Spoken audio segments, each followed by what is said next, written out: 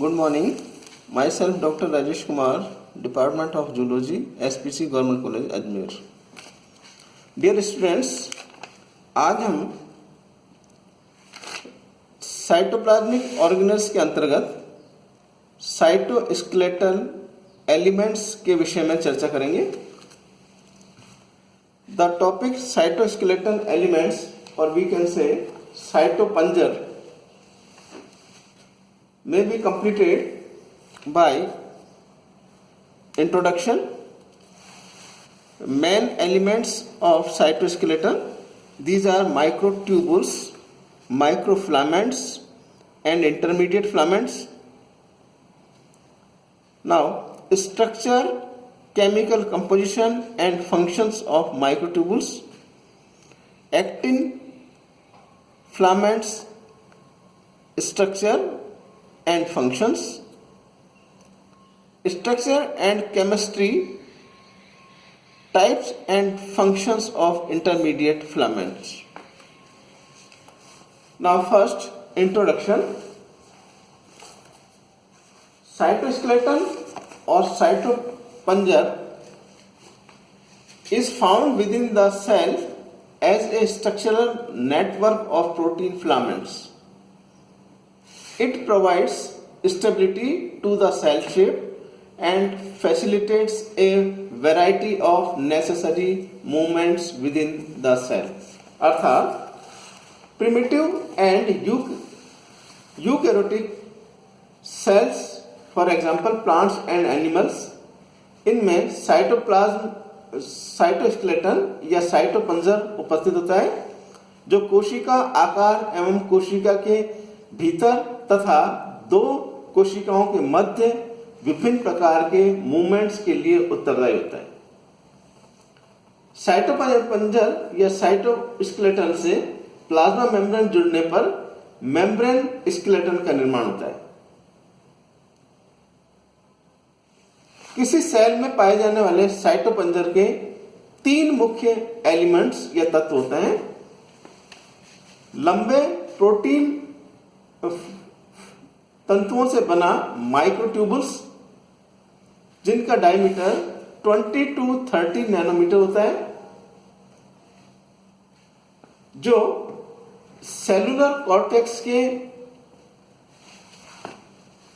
Outer side अर्थात plasma membrane के नीचे साइटोप्लाज्म में पाया जाता है.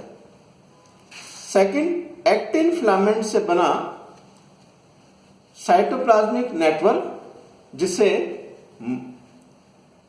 सूक्ष्म तंतु या एक्टिन फिलामेंट्स कहते हैं.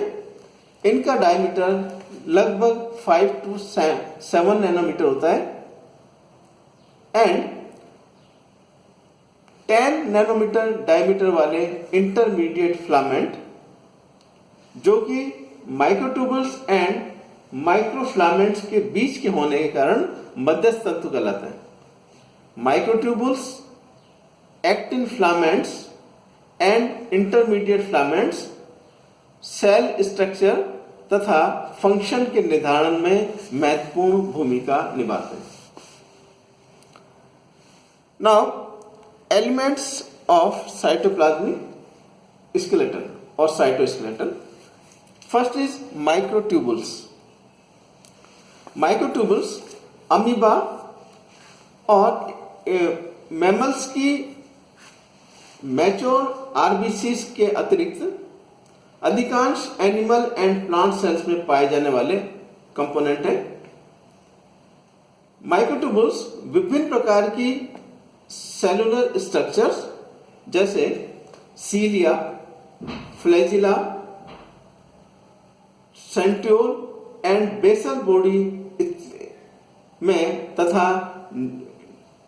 न्यूरल प्रक्रम, mitotic apparatus, meristematic cellular cortex, long cells and अन्य स्ट्रक्चर जिनमें फ्लैजिला रचनाएं पाई जाती हैं, इन सभी में उपस्थित होते हैं.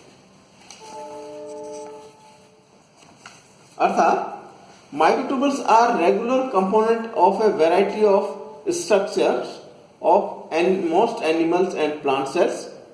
Some of the structures where microtubules occur includes cilia and filaments, centriole and basal bodies, nerve processes, mitotic apparatus, cell cortex in meristematic tissues, and such other structure which have flagella or fiber-like structures. Now, structure of microtubules. Microtubules, tubular and cylindrical shape वाली होती हैं, जो non branched होती हैं तथा इनकी लंबाई कई माइक्रोन तक हो सकती है।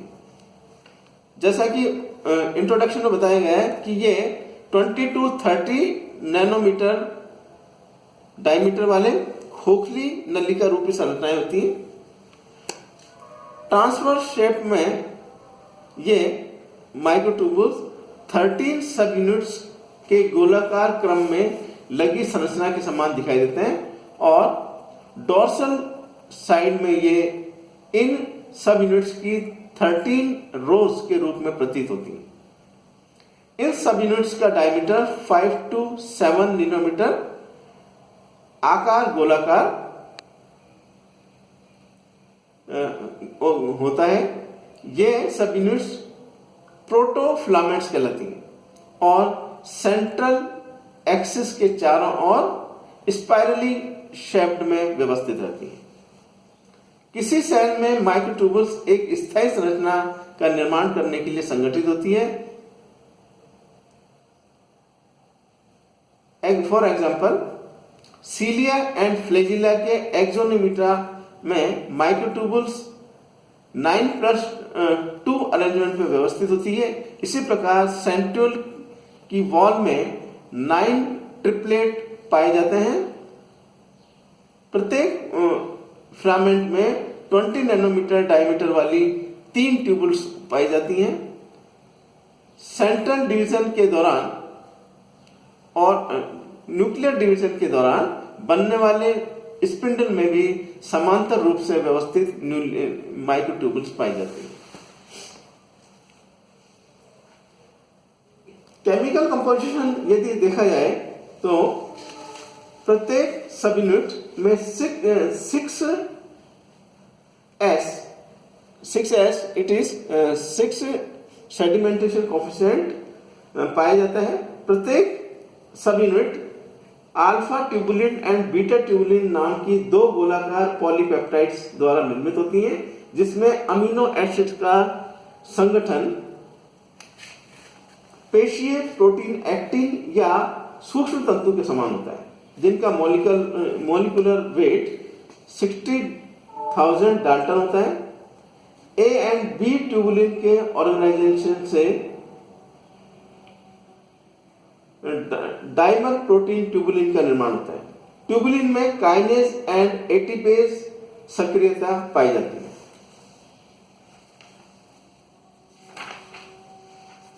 माइक्रोट्यूबुल्स की यूनिट द्विलक प्रोटीन ट्यूबुलिन पर बहुलीकृत होकर माइक्रोट्यूबुल्स का निर्माण करती हैं। माइक्रोट्यूबुल्स पोलर स्ट्रक्चर्स हैं, जिनका एक सिरा पॉजिटिव और दूसरा नेगेटिव होता है। नेगेटिव शीर्ष सेंट्रियोल में धसे होने के कारण स्थायी होता है, जबकि पॉजिटिव हेड ट्यूबुलिन मॉलिक्यूल्स के जुड़ने पर वृद्धि करते हैं। ट्यूबुलिन मॉलिक्यूल्स के पृथक होने पर ये सिकुड़ जाते हैं। इस प्रकार माइक्रोट्यूबुल्स लंबी एवं छोटी होने में सक्षम होती है।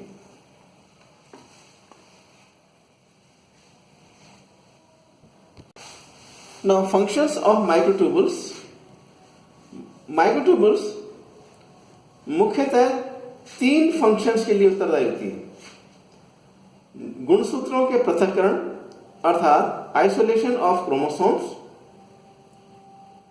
कोशिका के भीतर कोशिका अंगों को पहचानने के लिए होने वाली गति अर्थात सेलुलर मूवमेंट, एंड कला के द्वारा होने वाला यातायात अर्थात ट्रांसपोर्टेशन ऑफ मॉलिक्यूल्स। इन गतियों के लिए प्रेरक प्रोटीन द्वारा नियंत्रित होते हैं। Now second component, that is microfilaments, or we can say actin filaments. Microfilaments molecules actin protein द्वारा निर्मित 5 to 7 नैनोमीटर डायमीटर वाले विभिन्न लंबाई के लंबे फिलामेंट्स होते हैं। ये एक्स्ट्रा सेलुलर और सेल कॉर्टेक्स में पड़ी हुई रॉड शेप्ड स्ट्रक्चर होती हैं। प्रारंभ में एक्टिन फिलामेंट्स की उपस्थिति का अध्ययन रेखीय पेशियों में किया जाता है।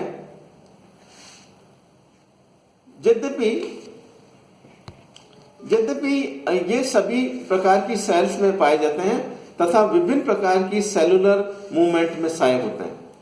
ये सेलुलर मूवमेंट विभिन्न प्रकार की क्रियाओं में महत्वपूर्ण भूमिका अदा करती हैं, जैसे माइटोसिस के पश्चात सेलुलर फरो या सेलुलर सेप्टा का निर्माण होना, सेलुलर मूवमेंट,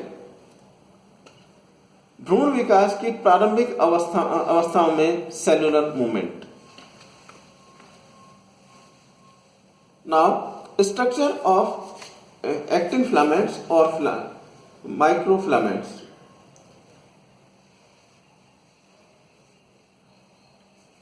मसल सेल्स में प्रत्येक फिलामेंट स्वयं में एक कोशिका होता है जिसमें अनेकों न्यूक्लियस पाए जाते हैं तथा यह 1 से 2 मीटर डायमीटर वाले लंबे फिलामेंट्स होते हैं जिन्हें मायोफिब्रिल कहा जाता है। प्रत्येक मायोफिब्रिल सार्कोमियर नामक इकाई से बनी जो मायोफिब्रिल के सार्कोमियर के साथ लगी होती है, जिसके कारण पेशी रेखीय प्रतीत होती है।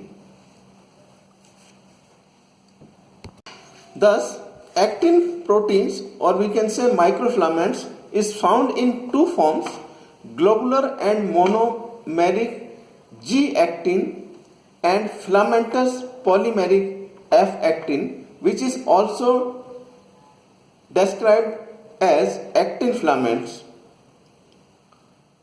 and also called microfilaments.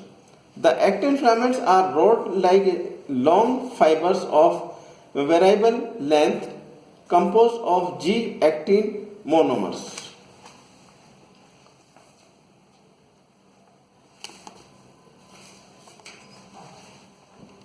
Now, third element, that is intermediate filament, or we can say मध्यस्थ तंतु। इंटरमीडिएट फिलामेंट की थिकनेस 10 नैनोमीटर।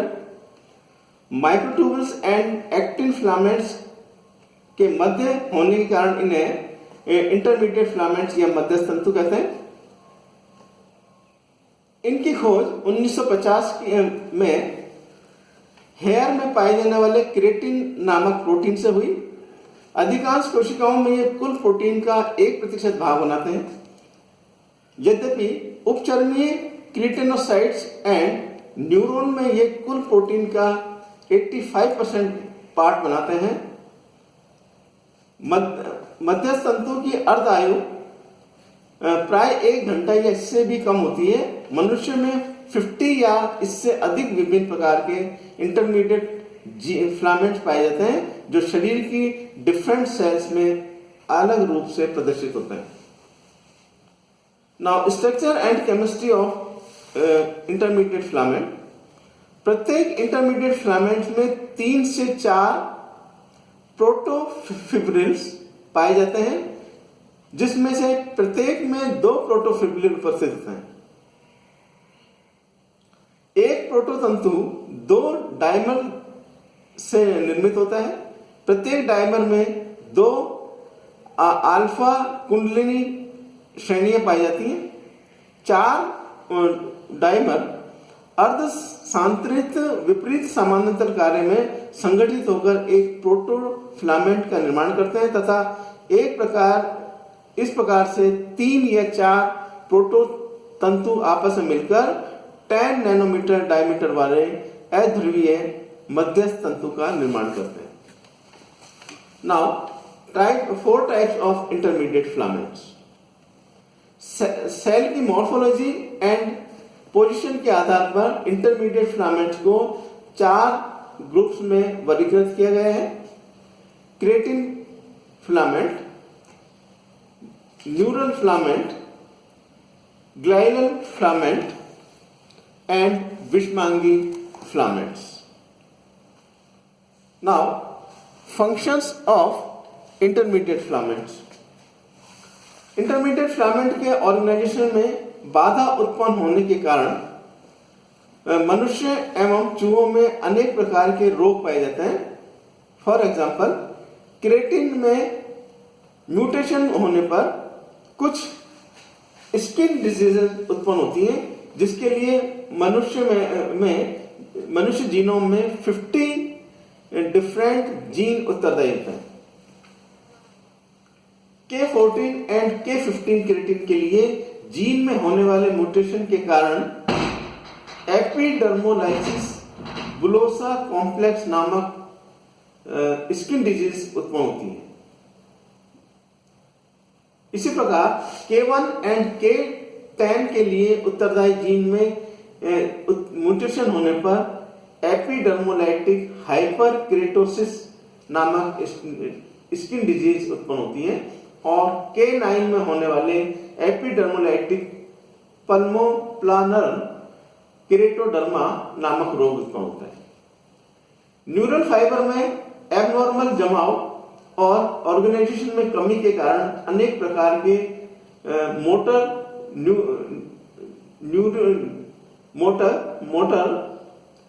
न्यूरॉन डिजीज उत्पन्न होती हैं। For example ALS, that is amyotrophic lateral sclerosis. Muscles विशिष्ट डेस्मिन नामक intermediate filament protein की कमी हृदय वाहिका घाव और शिरा मायोपैथी नामक रोग उत्पन्न करती है। For example in rat. Thus, in several cases, diseases in humans and mice were associated with disturbance in the assembly of intermediate filaments. धन्यवाद।